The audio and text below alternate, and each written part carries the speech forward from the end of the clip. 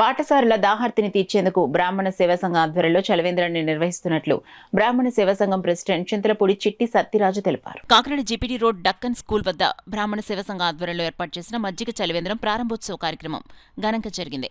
కార్యక్రమంలో భాగంగా బ్రాహ్మణ సేవా సంఘం ప్రెసిడెంట్ చింతలపూడి చిట్టి సత్యరాజు రిబ్బన్ కత్తిరించి చలవేంద్రాన్ని ప్రారంభించారు. ఈ సందర్భంగా సత్యబాబు మాట్లాడుతూ వేసవికాలంలో బాటసార్ల దాహార్తిని తీర్చేందుకు మజ్జిగ మంచినీరులు పంపిణీ చేయడం జరుగుతుందని చెప్పారు. చలవేంద్ర ఏర్పాటుకు స్థలం ఇచ్చిన డెక్కన్ స్కూల్ అధినేత విజయసాగర్ కు కృతజ్ఞతలు తెలిపారు. ఈ కార్యక్రమంలో బ్రాహ్మణ సేవా సంఘం సెక్రటరీ చావలి వెంకటరామనాథం, కోశాధికారి బాలతపు రామకృష్ణ, పద్మనాభస్వామి, శ్రీనివాస్, నాగమహాశయ, బమిడి శివమూర్తి, కందాల రవి తదితరులు పాల్గొన్నారు. మా సంఘం గతంలో రామారావుపేటలో ఈ మంచినీటి చలివేంద్రాన్ని చేసింది. రోజు మజ్జిగ, మంచినీరు వితరణ చేయడం జరుగుతుంది.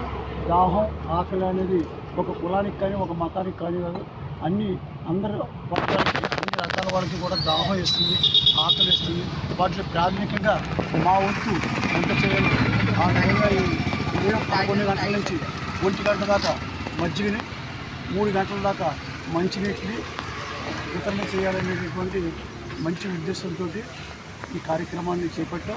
ఈ కార్యక్రమానికి మాకు ఈ సంస్థ దక్కన్ స్కూల్ సంస్థ యాజమాన్యమైనటువంటి విజయసాగర్ గారు చాలా విధంగా తోడ్పడ్డారు.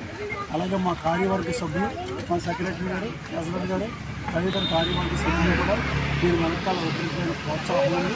ప్రజలు కూడా చాలా ప్రోత్సాహం ఇచ్చారు.